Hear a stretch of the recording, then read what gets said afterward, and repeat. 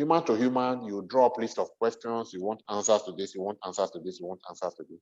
But we are saying we can only explain some of them within the limit of our very limited knowledge. The real place to go with your questions is there. How do you get there? Begin to do for others what you want done for you. Begin to emit and radiate positive energy. And what would it do for you? It will shift your thought to a new realm of thought where you can now attract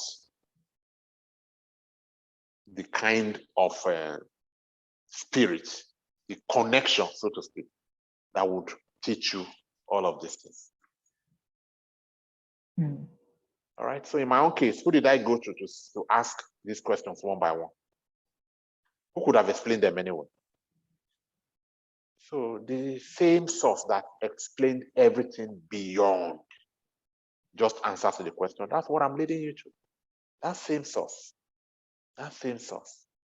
So the question is, how do you get there? And I'm sure we'll mention that on every episode. We always attempt to go mention that, yes, we can only explain the much that we know. And the much that we know is the little that we have access to in the infinite knowledge that is available in the spirit. So rather than coming to you and trying to explain this very little to you, like religion would do, and deprive you access to the real place so that you remain a slave, you remain dependent on it for explanation to everything. What we want to do is to give you a finger to lift you to the level where you also can connect to this infinite knowledge and have answers to all things.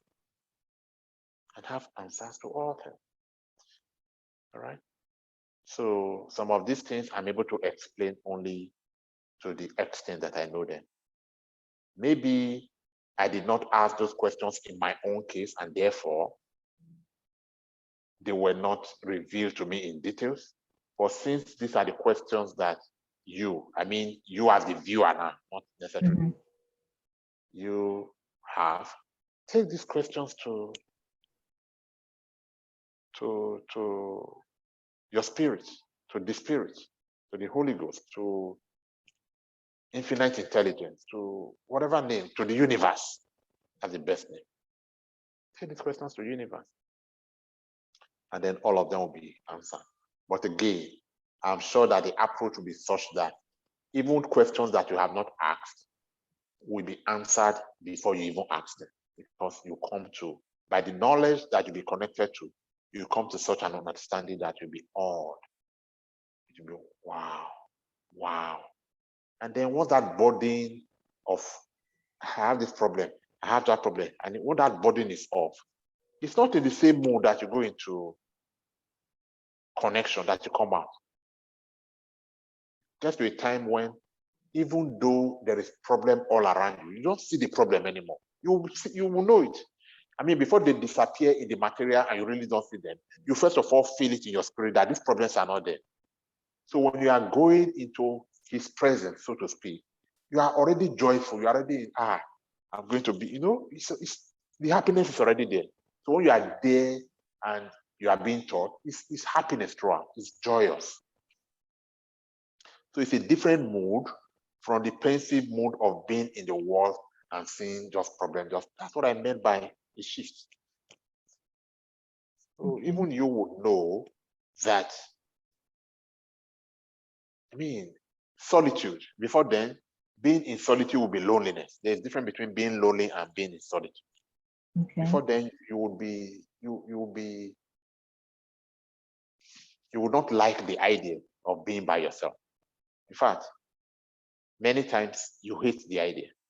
But by the time you begin this fellowship with your inner and you come into this experience, you will love solitude. You don't like to be by yourself.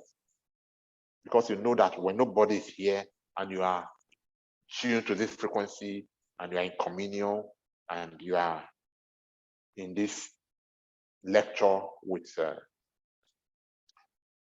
this established connection, it's something that just, the only reason you want to do it is because it gives you joy. So you are not being pushed, you are not being manipulated. It's just something you find joy in doing. So you always want to be.